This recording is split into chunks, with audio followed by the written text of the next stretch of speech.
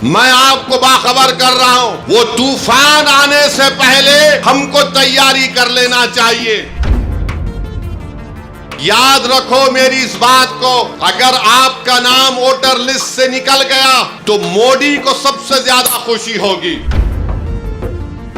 अगर नौजवानों तुम्हारा नाम वोटर लिस्ट से निकल गया तो तुमको इख्तियार हासिल नहीं होगा भारत के प्रधानमंत्री से पूछने के लिए कि क्यों बेरोजगारी मेरा मुकद्दर बन गया। कल तुम्हारा नाम वोटर लिस्ट से निकल गया तो वोट डालना तो दूर की बात, कोई आकर तुमसे कहेगा कि अपनी शहरियत साबित करो। यानी आप अपने रोजगार से महरूम, सबसे ज्यादा बड़ी चीज यह है कि आप अपनी इज्जत से महरूम हो जाएंगे।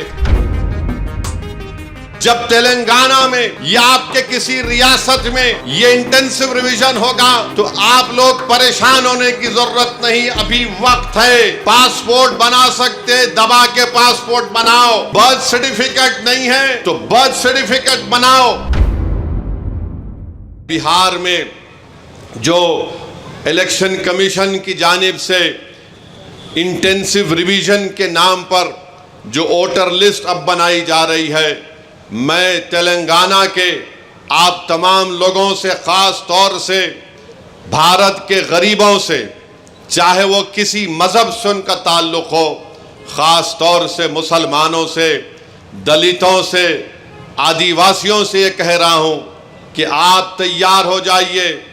अगर तेलंगाना हो या वेस्ट बंगाल हो या तमिलनाडु हो या भारत में पूरे रियासतों में इस तरह का इंटेंसिव रिवीजन करवाया जाएगा, तो मेरी आप लोगों से अपील है कि आप लोग अपना एक एक का बर्थ सर्टिफिकेट बनाइए। हाँ, जो हमारे बुजुर्गों की उम्र 70 साल के ऊपर है उनका बर्थ सर्टिफिकेट अगर है तो बहुत अच्छा है, अगर नहीं है तो आप उनका पासपोर्ट बनाइए, आप बर्थ सर्टिफिकेट अपना बनाइए। और अगर 10th क्लास की मार्कशीट है तो उसको तैयार रखिए। अगर कास्ट सर्टिफिकेट है उसको तैयार रखिए, अगर नहीं है तो बनवाइए।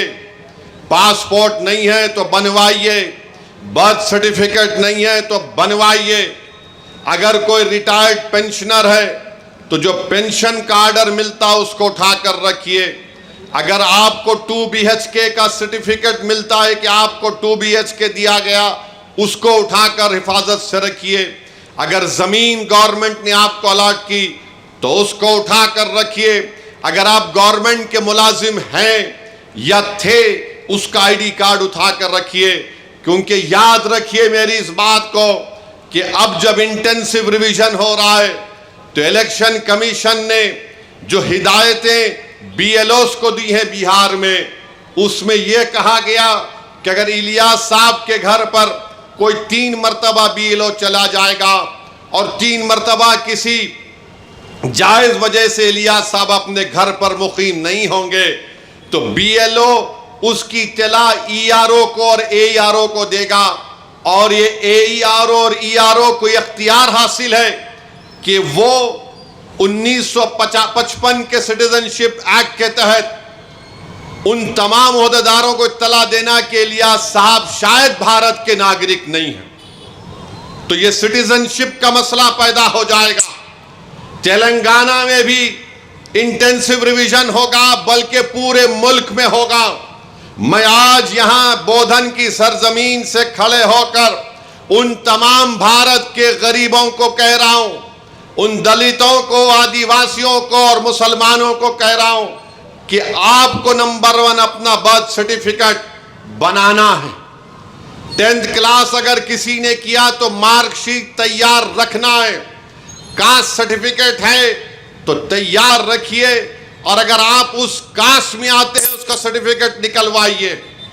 आपके पास अगर गवर्नमेंट की स्कीम का दिया हुआ 2 BHK का सर्टिफिकेट है तो उसको उठाकर रखिए। ये इसलिए कह रहा हूं कि 10 डॉक्यूमेंट की बात जो इलेक्शन कमीशन ने बिहार में की वो यही 10 डॉक्यूमेंट हैं।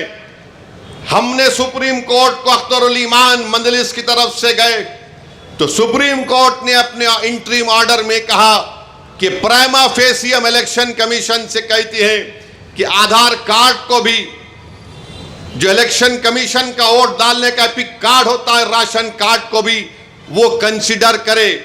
तो ये जरूरी है, याद रखिए, जब तेलंगाना में या आपके किसी रियासत में ये इंटेंसिव रिवीजन होगा तो आप लोग परेशान होने की जरूरत नहीं, अभी वक्त है। पासपोर्ट बना सकते, दबा के पासपोर्ट बनाओ। बर्थ सर्टिफिकेट नहीं है तो बर्थ सर्टिफिकेट बनाओ। कास्ट सर्टिफिकेट है या नहीं है, आप आते हैं उस कास्ट में तो उस कास्ट सर्टिफिकेट को बना के रखो। याद रखो मेरी इस बात को, अगर आपका नाम वोटर लिस्ट से निकल गया तो मोदी को सबसे ज्यादा खुशी होगी। क्यों खुशी होगी? क्यों खुशी होगी बताता हूं मैं आपको। आपका नाम जब तक वोटर लिस्ट में रहा, जैसा हम अब मोदी से सवाल कर रहे हैं, बताओ गरीब गरीब क्यों होते जा रहा है और दौलतमंद क्यों हो रहा है, तो मोदी ये नहीं चाहते कि कोई उनसे सवाल करे। अगर नौजवानों तुम्हारा नाम वोटर लिस्ट से निकल गया तो तुम कोई अख्तियार हासिल नहीं होगा भारत के प्रधानमंत्री से पूछने के लिए कि क्यों बेरोजगारी मेरा मुकद्दर बन गया। और जिस तरीके से बार बार ये कहा जा रहा है कि फुला इलाके में बांग्लादेशी है, फुला इलाके में रोहिंग्या म्यांमार के लोग हैं, फुला इलाकों में नेपाली लोग आके बस गए, ये सब तैयारियां की जा रही हैं। मैं आपको जिम्मेदारी से बाखबर कर रहा हूं। ये जज्बात में लाने के लिए, ये डराने के लिए नहीं कह रहा हूं। ऑन रिकॉर्ड कह दिया गया कि पूरे भारत में इंटेंसिव रिवीजन होगा। और तेलंगाना में जो लास्ट इंटेंसिव रिवीजन हुआ था, मेरे ख्याल से अगर मेरा हाफिजा सही है तो 2007 में या फिर 2002 में हुआ था। मगर ये चीज की तैयारी करके रखिए। मैं भी रशादी साहब से बात कर रहा था कि हमको अनकरीब में तेलंगाना में एक हमारे सदर साहब की मौजूदगी में, उनकी क़यादत में एक मीटिंग करके हम तमाम तंजीमों के जिम्मेदारों को बुलाकर हम उनसे अपील करें, बल्कि हर जुमे के खुतबे से पहले जो लोग मस्जिदों में वाज करते हैं या बयान देते हैं, मेरी आपसे भी अपील है कि आप लोगों को बाखबर करिए। ये साजिशें की जा रही हैं। कल तुम्हारा नाम वोटर लिस्ट से निकल गया तो वोट डालना तो दूर की बात, कोई आकर तुमसे कहेगा कि अपनी शहरियत साबित करो। फॉरेनर्स ट्रिब्यूनल को भिजा दिया जाएगा, उसका भी एक प्रोसीजर है। पहले एसपी बॉर्डर को बोला जाएगा, एसपी बॉर्डर लेटर लिखेगा मिनिस्ट्री होम अफेयर्स को, वहां पर 3 ऑफिसर के दस्तखत के बाद आपका मुकदमा चलेगा। यानी आप अपने रोजगार से महरूम। सबसे ज्यादा बड़ी चीज यह है कि आप अपनी इज्जत से महरूम हो जाएंगे। लोग आपको उंगली उठाकर बोलेंगे अरे इसका नाम वोटर लिस्ट से निकल गया, यह भारत का शहरी नहीं है। इसीलिए आप याद रखो, अभी से मैंने जो बात कही उस पर अमल करने की कोशिश करिए। मेरे दुश्मन बहुत हैं, मुझसे इख्तलाफ करने वालों की भी तादाद बहुत ज्यादा है, क्योंकि भारत के अगर कोई लैला है तो उसका नाम असदुद्दीन ओवैसी है। मुझसे बहुत चाहने वाले हैं, मगर उसकी परवाह मत करो। मैं तुमको बाखबर कर रहा हूं, मैं आपको बाखबर कर रहा हूं।